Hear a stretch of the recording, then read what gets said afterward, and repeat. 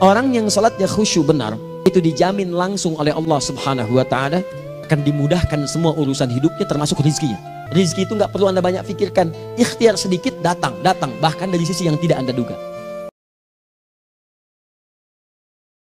Alladzina hum fi salatihim khashi'un. Syarat pertama, kalau ingin mendapatkan surga Firdaus tadi, kebahagiaannya diturunkan ke bumi, dibawa sampai mati, masuk ke alam kubur lebih bahagia lagi, maka amalan pertama untuk melatih menguatkan iman itu, coba berlatih untuk menunaikan sholat dengan khusyuk. Kalau Anda kerjakan benar sholat ini, maka apa yang Anda dapatkan? Teman-teman ingat betul, saya mau tanya sebentar. Keabadian yang abadi disebut dengan sa'id. Kalau kita ingin turunkan ke dunia percikannya, kita dapatkan usahanya disebut dengan apa? Masih ingat? Aflah itu kalau didapatkan, kata dasarnya apa tadi? Falahun. Lihat baik-baik. Kata Allah dalam Al-Quran tadi, kalau ingin mendapatkan falahun, amalan pertama sholat. Makanya ketika dipanggil sholat, kalimat falah dilekatkan pada panggilan sholat. 5 kali diingatkan. Begitu muadzin kemudian azan memanggil Anda, hayya 'alas shalah. Anda bertanya, ya Allah kenapa kami mesti sholat? Dijawab, hayya 'alal falah. Yuk, pagi yuk. Yang sejati datang sini. Belum dapat sujud, belum dapat ruku, saya berikan. Makanya ketika orang sholatnya benar, dia akan mendapatkan 5 keutamaan. Saat di dunia nih, belum ke akhirat, 5 keutamaan yang tidak diberikan pada orang yang tidak sholat, atau orang sholat tapi sholatnya nggak khusyuk. Sebab syarat mendapatkannya khusyuk. Alladzina hum fi sholatihim khasyi'un. Bukan alladzina hum fi sholatihim saja, tapi ada kalimat khasyi'un. Artinya yang tidak khusyuk saja nggak akan dapat, apalagi yang nggak sholat. Apa yang 5 ini? Lihat baik-baik. 1. Orang yang sholatnya benar, pertama kali sebelum mendapatkan kebahagiaan hakiki dari Allah Subhanahu wa Ta'ala, akan dirubah dulu perilaku hidupnya menjadi perilaku yang lebih baik. Kalau orang itu sholatnya benar, maka sholat itu akan melatih dia untuk berubah, bertransformasi jadi orang baik. Itu ada di Quran surah ke-29 ayat ke-45. Innas sholata tanha 'anil fahsya'i wal munkar. Sumber keburukan cuma 2, kalau bukan fahsya itu munkar. Maaf, pornografi, porno aksi, LGBT, kata-kata jorok, kotor itu fahsya. Di orang sholat kata Allah mustahil berkata-kata kotor. Orang sholat tidak akan pernah mencela. Orang sholat tidak punya kata-kata jorok. Jadi kalau ada sekarang orang yang sholat senang mencela orang lain, itu berarti ada masalah dalam sholatnya, dan dia belum dijamin sebagai ahli surga terbaik, dan hidupnya nggak bahagia. Nggak bahagia, aneh nih. Sholat tapi senang celah orang, aneh. Yang paling bahaya adalah menikmati celahannya, itu yang paling aneh. Anda ngaji, Anda ikut taklim, taklimnya sesuai Quran, taklimnya petunjuk sunnah. Anda sholat, Anda puasa, tapi Anda masih senang mencela orang lain dan menikmati celahan itu. Kalau nggak mencela, kayaknya nggak komplit kehidupan. Maka ada yang salah dengan ibadah Anda. Karena mustahil taat bertemu dengan maksiat, itu mustahil. Mungkar, keburukan yang diingkari oleh hati, sumbernya nafsu perut dengan akal. Bohong, mencuri, menipu, membunuh, merampok, membegal, mabuk dan sebagainya, itu namanya mungkar. Orang sholat gak mungkin mengerjakan mungkar. Jadi kalau sholat kita benar, cukuplah Anda sholat, maka Anda akan jadi orang baik. Makanya kata Nabi, Anda punya anak dari kecil ajarin sholat.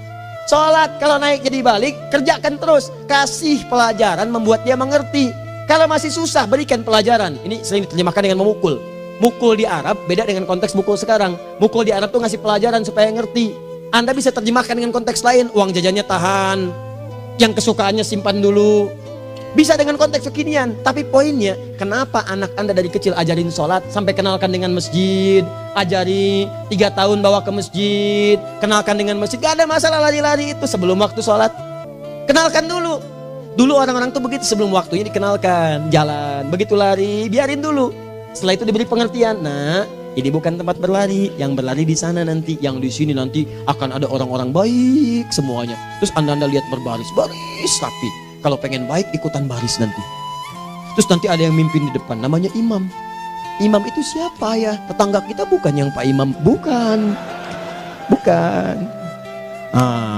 Kalau tetangga kita namanya Imam S. Arifin. Kalau yang ini imam sholat namanya. Imam sholat itu nanti akan pimpin menyembah Allah. Allah siapa ya? Allah itulah yang memberikan ayah rizki. Allah itu yang memberikan ayah rizki sehingga bisa beli tobot buat kakak, beli robokar poli, ini yang poli, ini yang embers, ini yang heli, ini dulu kakak semuanya tuh yang kasih Allah. Nanti kalau kakak bagus bisa ikut rapi di sini, Allah akan senang, akan ditambah lagi oleh Allah. Oh begitu ya, datang, begitu caranya. Nih 2, orang kalau sholatnya benar, Allah akan berikan ketenangan dalam jiwanya. Tenang hati. Jangankan musibah kecil, musibah paling besar pun tenang aja dia. Tenang, dia paham rumusnya. Allahu Akbar. Turun Quran. Surah ke-13 ayat ke-28. Ala bidzikrillahi tatmainnul. Yakinkan pada dirimu zikir kepada Allah membuat hati tenang. Di antara turunan zikir amalannya adalah salat. Dari mana taunya? Quran surah ke-20 ayat ke-14. Innani anallahu la ilaha illa ana fa'budni wa aqimis salata lidzikri. Saya Allah, kata Allah ke Nabi Musa. Tidak ada Tuhan selain saya, sembah saya. Bagaimana menyembahmu ya Allah? Tunaikan salat sebagai zikir kepada saya, zikir. Nah, maka kalau Anda sedang tidak tenang, ayo ke masjid. Banyak zikir itu, baca Quran zikir. Quran surah 15 ayat 9. Inna nahnu nazzalna dzikra. Kami turunkan Al-Quran sebagai zikir. Jadi kalau Anda sedang baca Al-Quran, Anda sedang berzikir. Berdoa, zikir. Quran surah ke-7 ayat 205. Wadhkur rabbaka fi nafsika tadarruan wa khifatan wa dunal jahri minal qaul. Ayo berzikir, minta kepada Allah dengan segenap jiwamu, mohon dengan penuh ketawaduan. Nanti ketenangan diberikan. Menyebut nama Allah, Al-Asmaul Husna itu zikir. Sedang ada persoalan, ya Allah, ya Allah, ya Allah, ya Rahman, ya Rahim, ya Malik, ya Kudus, ya Allah, ya Allah, ya Allah, ya Allah. Zikir. Dalilnya Quran surah kedua ayat 152. Fadhkuruni adzkurkum. Sebut namaku, zikir. Apapun akan mengingatmu. Gimana menyebutnya? Ditafsir di Quran surah 17. Ayat keberapa? 110. Qulidullah awid rahman ayyamma tad'u falahul asmaul husna. Sebut nama Allah. Itu menenteramkan pada jiwa. Sedangkan sholat gabungan dari semua zikir tadi. Bukankah dalam sholat Anda baca Al-Quran? Bukankah dalam sholat Anda menghafal Al-Quran? Bukankah dalam sholat Anda berdoa? Bukankah dalam sholat Anda istighfar? Anda mohon digabungkan semua itu. Amalan sholat menggabungkan semua jenis zikir. Masa Anda nggak tenang juga? Makanya sholat, jangankan sholat ya, tempat sholat itu yang menenangkan. Tempat sholat, tempat paling tenang di muka bumi. Silahkan cek, kalau cari ketenangan datang ke masjid. Masuk, wudhu masuk, sholat 2 rakaat, tenang. Dekat kipas angin, saking tenangnya, plak, ngantuk tidur. Beneran. Itu gambarannya, tiga. Orang yang sholatnya khusyuk benar, itu dijamin langsung oleh Allah Subhanahu wa Ta'ala akan dimudahkan semua urusan hidupnya, termasuk rezekinya. Anda kalau benar sholatnya, itu langsung dijanjikan oleh Allah. Rizki itu nggak perlu Anda banyak pikirkan. Ikhtiar sedikit datang, bahkan dari sisi yang tidak Anda duga. Apa dalilnya? Quran surah ke-65 ayat 2 dan 3. Ditafsir di Al-Baqarah ayat 2 dan 3. Wa may yattaqillaha yaj'al lahu makhraja. Ada orang yang meningkatkan takwanya kepada Allah, kami mudahkan urusan hidupnya. Setiap persoalannya diberikan jalan keluar, mudah. Solusi. Setiap ada problematika, ada solusi. Wa yarzuqhu min haitsu la yahtasib. Dan kalau dia ingin mendapatkan rezeki, bahkan kami kirimkan dari sisi yang tidak dia duga. Orang lain capek ini datang lagi, tawaran proyek datang lagi. Utsman tuh Masya Allah kayanya banyak, tapi yang paling dirindukan bukan saat mendapatkan peningkatan omsetnya, yaitu saat dia mendapatkan waktu khusus dengan Allah untuk sholat malam hari, sampai-sampainya sempat sholat tahajud sampai khatam Al-Quran. Abdurrahman bin Auf demikian, Tamim Ad-Dari demikian, sholat karena tahu sholat itu meningkatkan rizki. Karena tahu kuncinya ada di situ, Allah yang punya rizki, disebut dengan Razzaq, pemilik rizki. Maka saya harus punya hubungan dekat dengan Allah. Kalau sudah punya hubungan dekat, mau apa aja gampang. Belum minta, udah diperhatikan. Silahkan cek, Anda punya hubungan baik dengan bos Anda di kantor. Ya belum, sebelum Anda minta, beliau udah pikirin tuh. Telepon bendahara, dia udah ngambil belum gajinya? Belum Pak, tambahkan bonus sekian. Kenapa? Karena dia mengawasi Anda. Allah maha tahu dibandingkan dengan bos Anda. Mendekat kepada Allah, semua diperhatikan Anda. Siapa orang takwa itu? Kalimat takwa pertama di Al-Quran Al-Baqarah ayat 2, amalannya ayat 3. Dzalikal kitabu la raiba fihi hudal lil. Siapa mutakin itu? Ayat 3-nya. Alladzina yu'minuna bil ghaib wa yuqimunas shalah. Gampang. Kalau pengen mudah hidupnya gampang. Biaya nggak mahal, tenaga nggak banyak, tingkatkan takwa nih. Jadi kalau hidup Anda masih susah, di kantor champion, di rumah tangga bermasalah terus, atau sebaliknya, maka boleh jadi kalau gelar Anda tinggi, harta Anda banyak, tapi selalu punya masalah. Bukan Anda kurang hebat, bukan Anda kurang kedudukan, bukan Anda kurang kaya, Anda kurang takwa. Dan yang paling dahsyat, mungkin sholat Anda belum berkualitas. Orang yang sholatnya benar, khusyuk dia, bahkan saat sholat itu kalau dia minta, maka seketika doanya akan dikabulkan. Tanpa diskusi, langsung seketika. Contoh Quran surah ketiga ayat 38 sampai 39. Demi Allah saya katakan, Nabi Zakaria punya masalahnya pelik. Sudah berumah tangga, istrinya divonis monopos, maaf bahkan mandul. Gak mungkin punya keturunan. Maka apa yang beliau kerjakan? Secara singkat beliau sholat. Begitu sholat minta kepada Allah. Hunalika da'a Zakaria rabbah. Di mihrab itu beliau bermohon kepada Allah. Bermohonnya sambil sholat. Qala rabbi habli min ladunka dzurriyyatan thayyibah innaka sami'ud du'a. Ya Allah, mereka katakan saya nggak mungkin punya keturunan. Sekarang saya ingin katakan, ya Allah, saya hanya minta darimu saja, saya nggak akan dengarkan mereka. Ya Allah, mohon engkau maha mendengar, ya Allah. Maha mendengar doa saya. Kalau kepada yang maha mendengar aja nggak mengabulkan, kepada siapa lagi saya mesti minta? Apa yang terjadi? Fanadatul malaikatu wa huwa qa'imun yusalli fil mihrab. Turun malaikat mengabarkan, sedangkan beliau masih sholat, belum selesai dalam sholatnya. Sholat khusyuk itu belum selesai sholat aja dikabulkan, doa sudah turun. Sholatnya belum selesai, doa sudah dikabulkan. Annallaha yubashshiruka bi Yahya. Allah kasih kabar gembira, doa kamu didengar, dikabulkan, kamu akan punya anak, namanya langsung dari Allah Yahya. Artinya hidup yang mustahil menurut manusia, lahir seorang dari rahim perempuan yang menepus dan mandul bayi yang hidup, kata Allah nggak ada yang mustahil bagiku, jadi dan jadi dia. Berita baiknya, Nabi Zakaria sholat dikabulkan. Umat Nabi Muhammad sebelum sholat sudah ditunggu oleh Allah, mau minta apa aku kabulkan sekarang. Hadisnya qudsi, saya bacakan.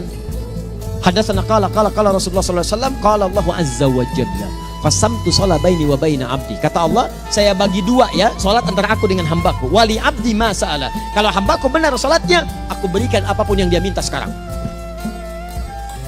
Idza qala al-abdu alhamdulillahi rabbil alamin. Bagian pertama, kalau hamba benar membaca Al-Fatihahnya dari alhamdulillahi rabbil alamin, kalau Allah azza wa jalla dijawab oleh Allah, hamadani abdi, hambaku sedang memujiku. Wa idza qala ar-rahmanir rahim, jika hambaku berkata ar-rahmanir rahim, qala Allah azza wa jalla asna alayya abdi, hambaku sedang menyanjungku. Wa idza qala maliki yaumiddin, qala Allah azza wa jalla majjadani abdi, kalau hambaku mengatakan maliki yaumiddin, kata Allah hambaku sedang mengagungkanku. Perhatikan sekarang. Wa idza qala al-'abdu iyyaka na'budu wa iyyaka nasta'in, jika hambaku berkata sekarang, ya Allah, kami sekarang ibadah, salat menyembahmu, dan kami sekarang sedang punya masalah, kami hanya minta tolong kepadamu ya Rabb. Apa jawabannya? Beda dengan sebelumnya. Kata Allah, hadza baini wa baina abdi, inilah perjanjian antara aku dengan hambaku. Wali abdi, kalau hambaku benar khusyuk salatnya sampai detik ini, baru sampai Al-Fatihah itu pun belum tuntas. Baru sampai Al-Fatihah itu pun belum tuntas. Kalau benar bacaannya betul, salatnya dari takbir sampai dengan selesainya, sampai ayat itu, iyyaka na'budu wa iyyaka nasta'in, kata Allah, masalah apapun yang dia minta sekarang, aku akan kabulkan. Besok saya kasih rahasia. Yang di KBP ada awal pembuka di awal sebelum Al-Fatihah, yang kalau anda benar bacanya itu pengantar kepada pengambulan doa di Al-Fatihah. 5. Yang kelima ini yang paling diharapkan, dan ini penutup dalam kajian kita malam ini. Teman-teman sekalian, perhatikan baik-baik. Jika anda benar mengerjakannya, maka Allah akan jamin langsung anda akan mendapatkan kesuksesan dan kebahagiaan di semua aktivitas anda. Kalau jadi suami, suami yang sukses, rumah tangga yang bahagia. Kalau jadi pegawai, pegawai yang sukses, dan di kantor bahagia. Masih ingat? Kesuksesan yang menghadirkan kebahagiaan, konteksnya dunia disebut dengan falah, dipegang disebut dengan aflah. Dikembalikan lagi ke atas, ke surah ke-23 ayat 1 dan 2. Qad aflahal mu'minun. Apa amalannya? Alladzina hum fi salatihim khashi'un. Persoalannya, kalau anda sholat belum mendapatkan satu di antara 5 ini, apa masalahnya? Pertama masalahnya, kata Al-Quran, boleh jadi yang sholat itu belum khusyuk. Apa itu khusyuk? 2 maknanya, dan saya tutup di sini. Apa yang 2 itu? 1, kebanyakan orang sholat masih membawa dunia dalam sholatnya. Makanya kalau pengen khusyuk, kata Allah, maka anda rasakan akan bertemu Allah. Rumusnya Quran surah kedua ayat 45 sampai 46. Rasakan secara singkat, mungkin itu sholat terakhir yang anda akan kerjakan dalam kehidupan. Mungkin di sholat itu anda wafat. Kata Allah, alladzina yadhunnuna annahum mulaqu rabbihim. Orang khusyuk itu sudah kelihatan dari sebelum sholat, dia sudah merasa persiapan menghadap Allah. Persiapan ke manusia aja, dia sudah siap-siap, mandi dulu, ganti pakaian, pakai parfum, macam-macam dan sebagainya, hanya memenuhi undangan manusia. Allah mengundang anda 5 kali dalam sehari. Ya maaf, mengabulkan doa anda, mencukupkan kebutuhan, menyembuhkan kalau sakit, disiapkan anda. Harusnya apa? Penampilan sempurna. Kata Quran, orang khusyuk itu kelihatan sebelum sholat, pakaiannya kelihatan. Quran surah 7 ayat 31, ya bani Adam khudhu zinatakum inda kulli masjid. Hai anak cucu Adam, kalau tiba panggilan dari masjid, kenakan pakaian terbaikmu. Di anak cucu Adam tuh kelihatan. Kalau orang khusyuk, begitu adzan kelihatan pakaiannya lain. Pakaiannya indah. Khudhu zinatakum, kenakan pakaian terbaikmu. Dipakai bertemu Allah, bertemu manusia aja pakaian bagus-bagus. Bedakan pakaian futsal, pakaian sholat ganti dengan yang sholat. Ini gimana pakaian sholat pakai pakaian futsal? Depannya gambar Messi, belakang Ronaldo. Repot. Malah Malaikatnya juga bilang, kamu salah baju, harusnya Luka Modric. Cara berpikirnya bagaimana kalau besok meninggal? Gak kesampaian teman-teman sekalian, gak kesampaian. Nah maka dari itu, Anda kalau mau ada panggilan sholat, siap-siap baju yang bagus, itu sempurnakan. Anda panggilan orang, mandi. Panggilan Allah, buka Quran surah 5 ayat 6, sempurnakan wudhu. Ya ayyuhalladzina amanu idza qumtum ila shalah faghsilu wujuhakum, wudhu yang baik, berpakaian yang rapi. Kenapa? Karena boleh jadi saat dipanggil Anda wafat saat itu. Maka wafat Anda dalam keadaan yang suci, dengan keadaan tobat, dengan pakaian terindah pada saat itu. Yang kedua, maaf, orang-orang kurang khusyuk itu saya tutup. Yang kedua itu karena kebanyakan orang sholat tidak paham, tidak mengerti apa yang dibaca dan dilakukan dalam sholatnya. Jujur pada diri sendiri, jawab pada diri Anda. Sampai sekarang Anda sholat, berapa persen bacaan sholat yang Anda pahami? Jangan-jangan selama ini Anda sholat ribuan kali sujud, ribuan kali ruku, gak ada yang paham yang dibaca. Sekian persen yang paham. Bagaimana sholat Anda bisa khusyuk? Pekerjaan Anda dipahami, urusan akhirat Anda gak dipahami. Gimana cara berpikirnya? Aku yang bagaimana atau engkau yang harus bagaimana? Ya, coba berubah. Nah ini baru satu amalan, belum yang lainnya. Ada 5 amalan lagi yang kalau kita bisa turunkan itu, selain sholat yang khusyuk, maka jaminan tadi akan datang. Baru sholat khusyuk aja 5 datang, apalagi ditambah dengan 5 amalan lainnya lagi. Demi Allah saya katakan, dunia kecil sekali, gak ada nilainya. Akhirat enak. Dan cara berpikirnya kalau sudah pakai iman, semua nikmat. Ada uang nikmat, gak ada uang nikmat, sakit nikmat, karena cara berpikirnya lain. Nanti kita bertemu lagi, saya terangkan pada Anda, dan saya contohkan satu kisah. Bahkan ketika ada orang yang diuji Allah dengan ujian yang sangat luar biasa, yang menurut sementara orang itu ujian sangat luar biasa, menggetarkan jiwanya dan susah untuk bertahan, tapi orang ini nikmat saja menjalaninya. Nikmat. Ada yang di rumah tangga, ada yang di macam-macam, contohnya banyak. Satu contoh saya berikan di Malaysia, suami istri. Wah luar biasa. Istrinya itu cerewetnya Pak, bukan cuma cerewet, ngeselin bagi suaminya. Maaf Bu ya, bukan ibu maksudnya. Jadi semua yang dikerjakan suami salah. Pengen mangga, ayah, kalau kita sekarang dibeli mangga, kenapa mangga yang ini? Saya pengennya mangga yang lain. Belikan mangga, kenapa beli mangga aja? Jeruknya mana? Jeruk, semua. Pokoknya semua yang kerjakan suami salah. Tapi suami tidak pernah mengeluh. Ini kerjakan, itu kerjakan. Satu kali, perhatikan cara memandangnya. Ketika iman sudah masuk ke dalam jiwa, kata temannya, akhi, istri kamu ini begini nyusahin kamu, kenapa kamu gak cari yang lain? Kan gampang, ada syariat, udah pisahin aja, cari yang lain, kamu tenang ibadah. Apa jawabannya? Allah sudah turunkan surga ke saya lewat dia, kenapa kamu meminta saya untuk menjauhinya dan meninggalkan surga saya? Di cara melihat dia, bukankah ketika ada berbagai keluhan saya sabar? Bukankah sabar mendekatkan saya ke surga? Allah kirimkan tipikal istri seperti ini supaya mendekatkan saya ke surga. Dengan itu kan saya banyak pahala, saya sabar pahala banyak. Sudah Allah berikan pahala kepada saya, kamu malah nyuruh saya untuk berpisah dengan pahala itu. Perhatikan cara berpikirnya, indah. Kalau rumah tangga seperti ini semuanya enak. Suaminya biasa-biasa, istrinya cantik, luar biasa. Begitu berdandan kelihatan, kata suaminya, Masya Allah, wajahnya tak berpaling, mata tak berkedip. Kata istrinya, ya zauji madzabik, sayang kamu kenapa? Wallahi syakiran lillah bihadari, demi Allah aku bersyukur mendapatkan istri secantik kamu. Kata istrinya, nahnu fil jannah zauji, kita berdua di surga. Kata suaminya, kok bisa begitu jawabanmu? Iya, kamu bersyukur dengan keadaanku, aku bersabar dengan keadaanmu. Catat. Bukankah orang syukur dan sabar di surga? Tuh lihat, canda-canda orang-orang soleh itu begitu. Nikmat, ketawa walaupun nyelekit di hati. Cuman bawaannya enak gitu. Nah, nanti itu ada tuh, nanti saya turunin tuh. Yang di rumah tangga, yang ini, yang itu nanti. Kapan? Pertemuan berikutnya. Sekali lagi, perbaiki hidup. Jangan banyak mainnya. Dan sudah, jangan banyak membuang dengan yang sia-sia, apapun yang dihadapi. Jadi, kita akhiri. Subhanakallahumma bihamdika asyhadu an la ilaha illa anta astaghfiruka wa atubu ilaik. Wa akhiru da'wan alhamdulillahirabbil alamin. Assalamualaikum warahmatullahi wabarakatuh.